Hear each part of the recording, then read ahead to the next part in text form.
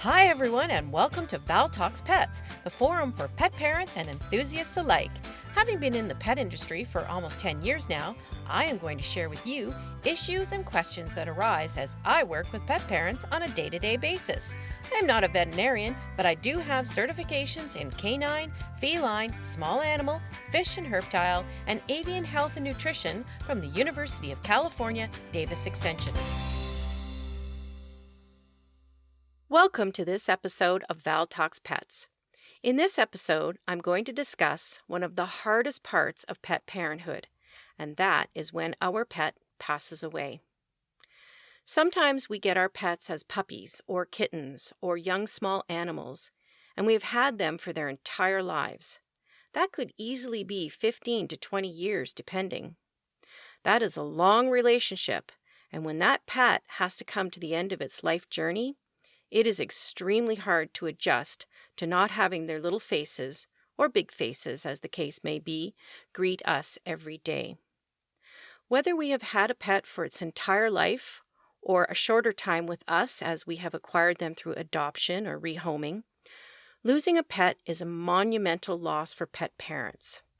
So let me go through some of the issues, decisions, and feelings we go through when we have to say goodbye to our best friends. No pet parent is immune to dealing with having to say goodbye to their pet when the time comes.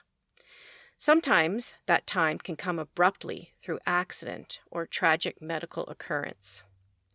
My Rottweiler was 8 years old when he had just had a visit with the vet to check a problem we thought might be connected to his cruciate ligament. He was sitting on the couch, and I was leaving for a conference about 4 hours away. I said goodbye to him and told him what a good boy he was and headed out. The next night, I received a distraught phone call that he had laid down in the snow and passed away. Long story short, the vet did a necropsy and found that he had experienced a massive heart attack. The experience devastated me, especially since I wasn't there. I don't need to go into detail because as pet parents, I'm sure everyone listening knows without description how gut-wrenching the loss was to me. Now, my last 3 cats actually died of their own accords at home, one in his little bed and one in my arms. I actually give thanks for that because not having to have them euthanized at the vets and having them pass on their own terms, comfortable at home, was the best way for them to cross over. So let's talk about the decision for euthanasia. Sometimes our pets become quite ill with cancer or kidney disease or many other ailments that we know they will not be able to recover. When we get the news of the illness, obviously our first questions are with regards to the prognosis. How long does my pet have? What can we do to make him comfortable? Is there anything we can do to give him some more time? Is he in pain? All of these questions are extremely important. Veterinarians know that they have to take time with clients who are experiencing this, and that asking questions and getting answers to the best of their knowledge is the only way someone can make a decision with regards to their pet's prognosis. Most of us look to something we can do to buy some more time and keep the pet comfortable. If that is possible, then we usually grab this, as we want as much time with our pet and to give ourselves time to prepare for their eventual leaving. I'll give you a quick story here. I had a cat, the one that passed in his bed, who had cancer in the mouth. The poor guy had trouble eating, and I did everything to keep him nourished and hydrated. I had him being checked at the vet routinely, but we knew he would not recover, and we were only buying him time. So one day, I thought he wasn't doing very well, and I really thought that this visit to the vet would end in the decision being made. I even took a box with me just in case. The vet checked him over, and we talked, and yes, he wasn't doing well, but she said to me that her honest opinion was that she didn't think it was his time. She said he was alert.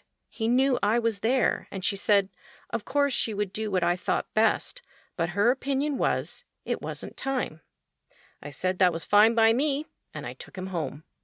4 days later, he died in his bed in his sleep, comfortable, warm, and safe in his own surroundings. She was right. It wasn't his time. But had the checkup gone the other way, I would have had to make the decision to have him euthanized, and that would entail some other decisions. First, when we have to make the decision for euthanasia, it is extremely important to have as much information as possible. There is a time frame that a pet parent and a vet may be working within.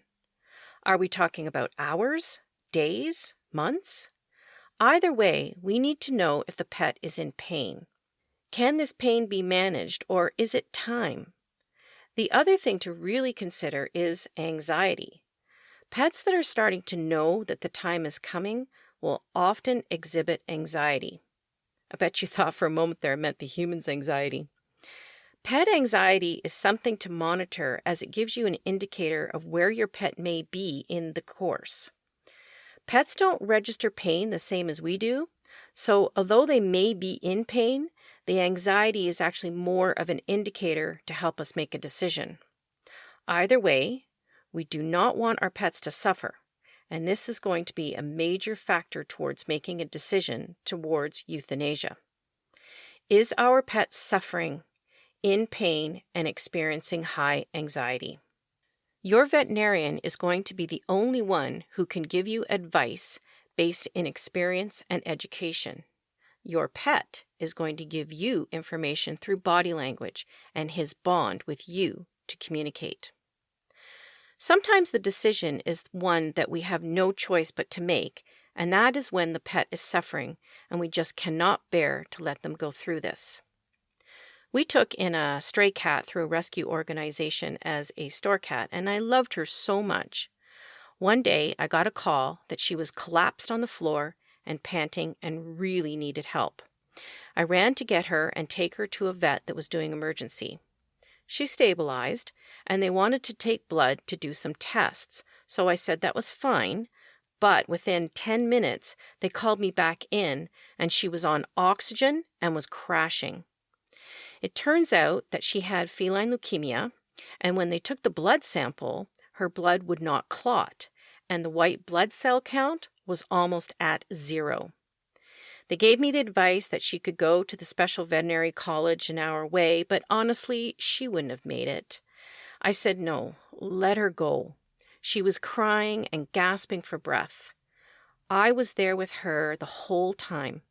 And very nice for this vet clinic. They told me I could stay as long as I wanted with her after she went, and graciously kept her in their freezer until the ground had thawed, as I wanted to bury her on my property. Oh yes, I have a pet cemetery. Sometimes we have to make a decision to euthanize our senior pet. This one is especially difficult because more than likely you have had this pet for many years, and now old age has compromised their quality of life. Again, time frame here comes into play. How long can you support their aging issues before the pet becomes incapacitated? Again, are they in pain, and has the anxiety level increased? Are they at a place where their quality of life has become so compromised that you can tell they are not happy and are suffering? So many questions, but again, have a long consult with your veterinarian and trust your instincts. So, whether we make the decision for euthanasia because we have no choice, or it is something we know we will have to do in the short term, when it is decided, what will happen? If you are in an emergency situation, then having the pet put to sleep at the office is the only choice. However, if you are making the decision for illness or aging reasons, more than likely you will be making a time for this.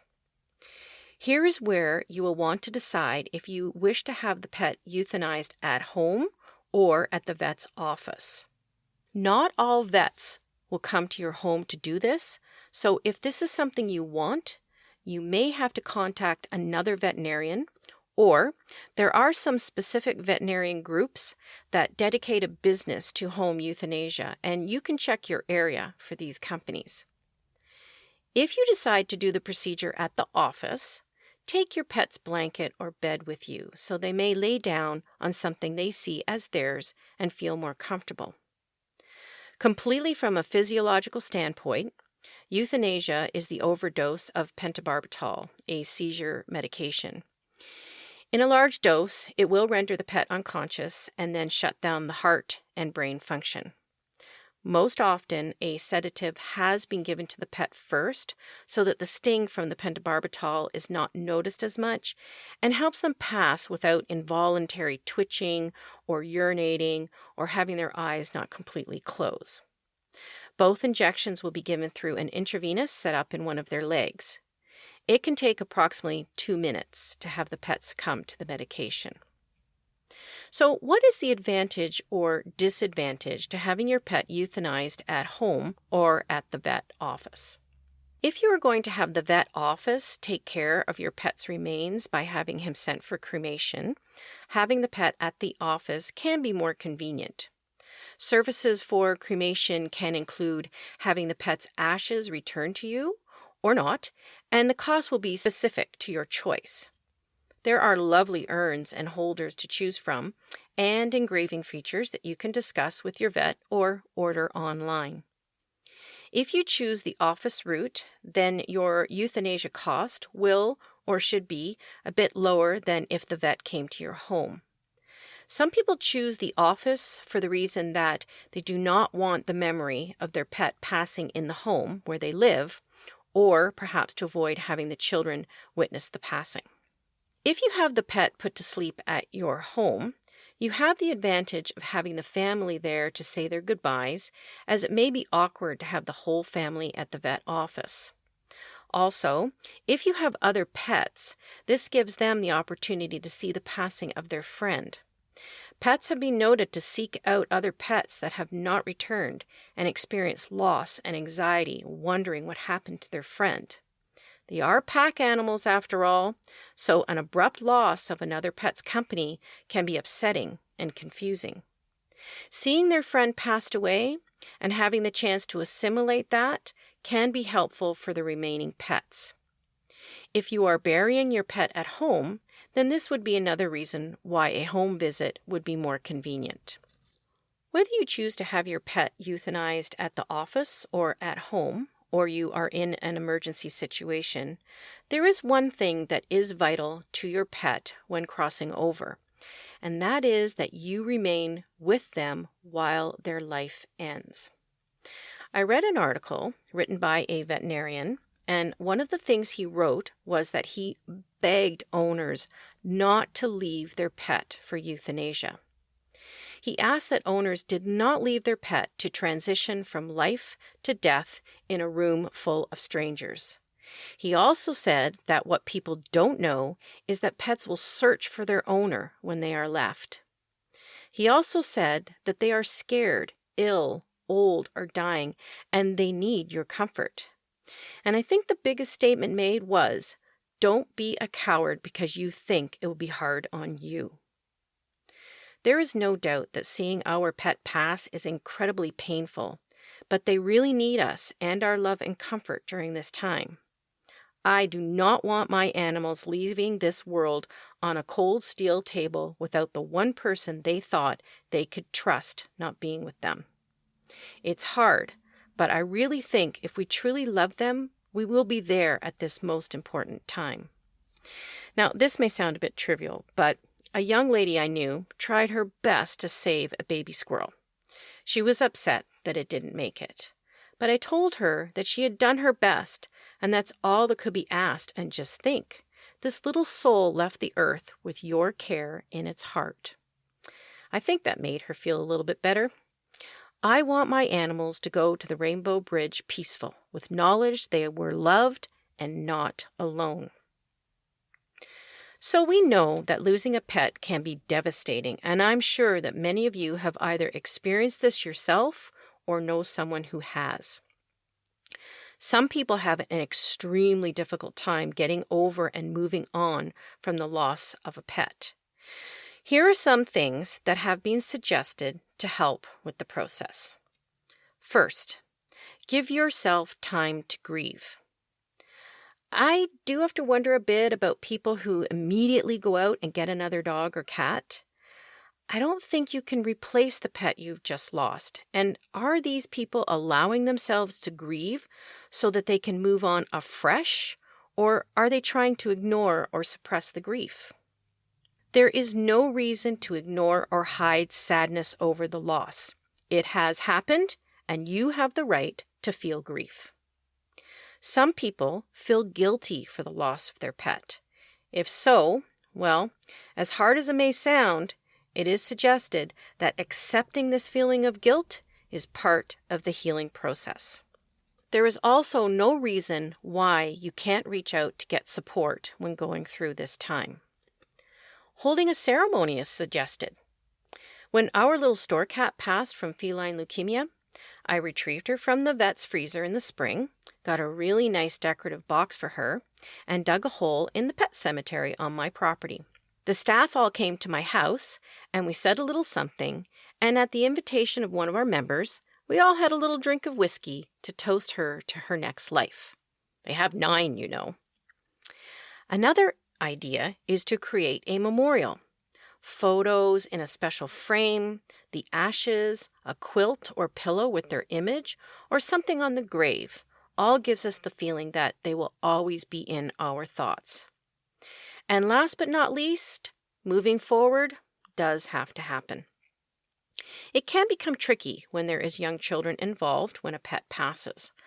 Obviously, how this is handled is going to be decided by the parents, but it is suggested that it be explained to them in an honest way. And if the parents feel comfortable having them witness the passing, then that is up to them. And it is recommended that you do allow the children to grieve and not get a replacement pet. Even so, we do all these things. Sometimes it is just a matter of time to heal. And why is it so painful to lose one of our pets? A psychologist pointed out in an article that it is not just the pet we lose, it's the source of unconditional love, a primary companion who provides security and comfort. The routine we have with our pets gives stability to our lives, and many of you know how hard it is to see their collar or their feed bowls after they have passed. But the thing to remember is that feeling racked by grief when a cherished pet dies is quite normal. Non-pet people may think you a bit weird or over the top if you wish to have a funeral or create a legacy by planting a tree. I have forget-me-nots that bloom around my cemetery. But it's best not to let non-pet people shame you into thinking you need to hide your grief. But if your close friends are becoming concerned that you haven't moved on, then there is no shame in seeking professional help. Well, having a pet for many is something they just cannot be without. I know that I would at least have to have a cat when I'm old and talking to myself. At least the cat will listen to me. We cherish their companionship, and they break our hearts when they have to leave us. Whether we have had to make the decision to let them go, or they went on their own, or they pass by an unintended incident, we can help ourselves through the grieving process by letting ourselves actually grieve. We can have their remains buried in a specific pet cemetery, or have their ashes returned to us, where we can put them in a place of honor. We can memorialize them with photos and special garden ornaments, or with rituals or services. I have a stuffy Rottweiler in my living room who wears my Rottie's last collar with his ID tag still on. We do what we have to do. Loving them is easy. Saying goodbye is the hardest part. That brings me to my pet peeves section. Well, not too much to peeve about today, but one thing I do want to stress is the idea of leaving a pet at the vet's office to be euthanized. Do not say you just couldn't face them dying. It's time to put on your big boy or girl pants and step up to the plate here. Your pet does not deserve to be abandoned at the vet's office at the end of their life. This is appalling behavior, and if this is something you think you will do, then you may want to rethink being a pet parent again in the future. You are their everything. Don't disappoint them. Ask your vet about options you may have when it's time for you to face the inevitable loss of your pet. I'm sure they will be able to give you some reassuring advice because, as I say, knowing is caring.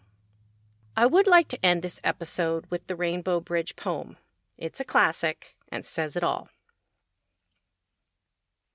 Just this side of heaven is a place called Rainbow Bridge.